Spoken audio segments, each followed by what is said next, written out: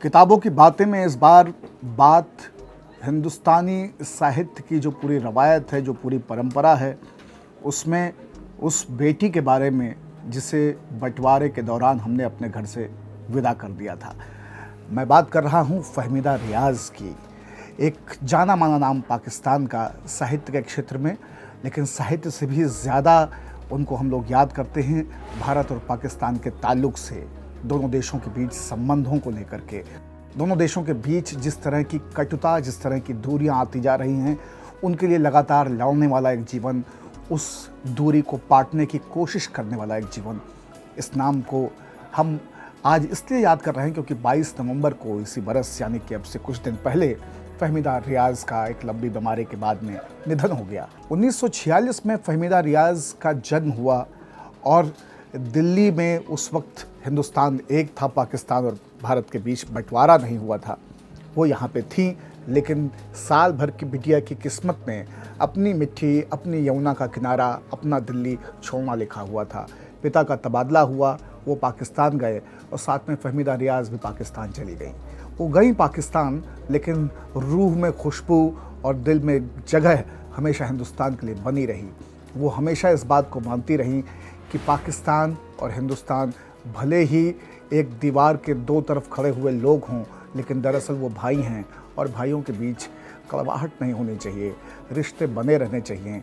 ये बेटी अपनी दूसरी दुनिया में जाने से पहले तक, आखिरी सांस तक इस बात को लेकर बेचैन रही कि वो अपने बाबुल के घर लौट सके, वो दिल्ली लौट सके।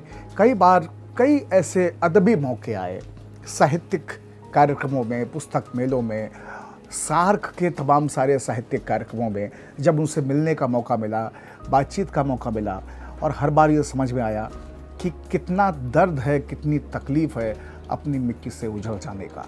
आज किताबों की बातें में हम याद करेंगे फ़हमीदा रियाज़ को उनकी कुछ कविताओं के माध्यम से। एक कविता दिल्ली पर है, एक कविता और भी है जो राजनीतिक रूप से जिस तरह की जहालत दोनों तरफ बढ़ती जा रही है उसे लेकर के है। लेकिन उससे पहले अपनी कब्र में आखिरी नींद सो चुकी फ़हमीदा रियाज़ की ये कविता, अब सो जाओ। अब सो जाओ और अपने हाथ को मेरे हाथ में रहने दो। तुम चांद से माथे वाले हो और अच्छी किस्मत रखते हो।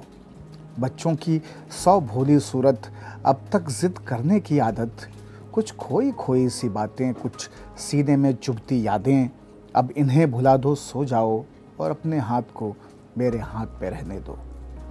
सो जाओ, तुम शहजादे हो और कितने ढेरों प्यारे हो।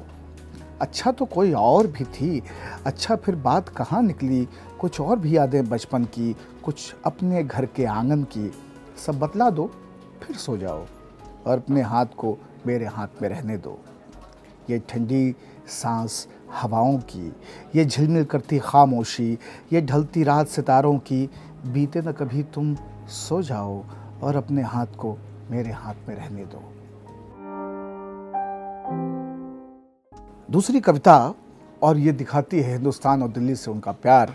दिल्ली तेरी छाँव, दिल्ली तेरी छाँव बड़ी गहरी, मेरी पूरी काया पिघल रही। मुझे गले लगाकर गली गली धीरे से कहे, तू कौन है रे?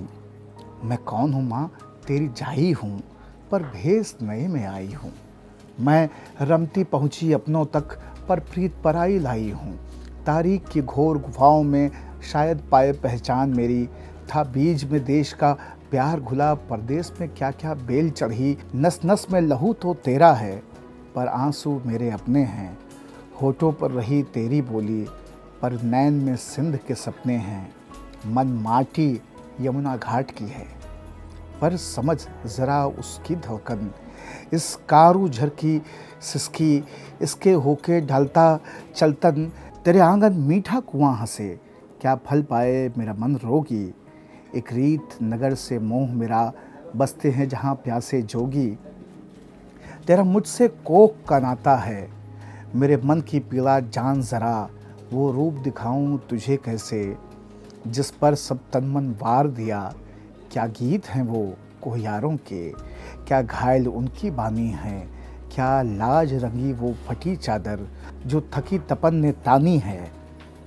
वो घाव घाव तन उनके, पर नस नस में अग्नि दहकी। वो बाट घिरी संगीनों से और झपट शिकारी कुत्तों की है, जिन के हाथ पर अंगारे मैं उन बंजारों की चिरी। माँ उनके आगे कोस करे और सर पे कलकती दोपहरी।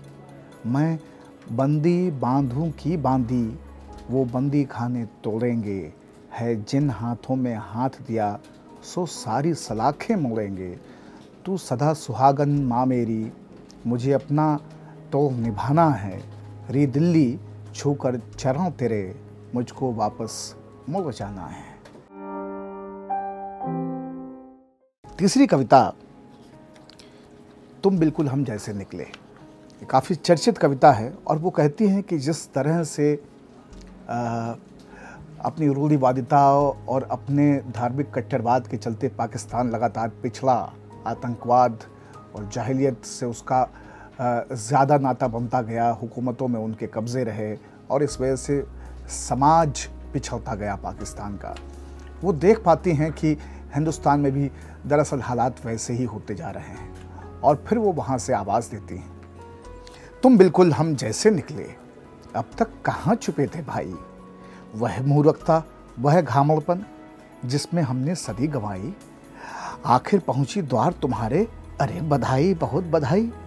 भूत धर्म का नाच रहा है, कायम हिंदू राज करोगे, सारे उल्टे काज करोगे, अपना चमन नाराज करोगे। तुम भी बैठे करोगे सोचा, पूरी है वैसी तैयारी, कौन हिंदू कौन नहीं है, तुम भी करोगे फतवे जारी। वहाँ भी मुश्किल होगा जीना, दांतों आ जाएगा पसीना, जैसे तैसे कटा करेगी, वहाँ भी सबकी सांस घुटेगी।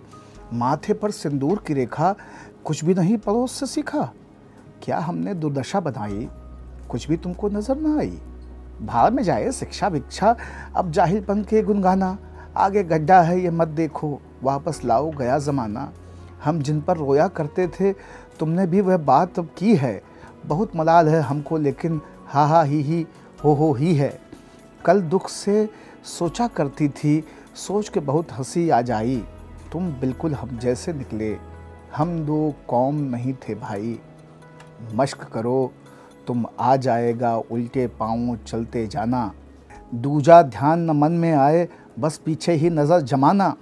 एक जाप सा करते जाओ, बारंबार यही दोहराओ। कितना वीर महान था भारत, कैसा आलीशान था भारत। फिर तुम लोग पहुंच जाओगे, बस परलोक पहुंच जाओगे। हम तो हैं पहले से वहाँ पर, तुम भी समय निकाल कर रहना। अब जिस दिन नरक में जाओ, वहाँ से चिट्ठी विट्ठी डालते रहना।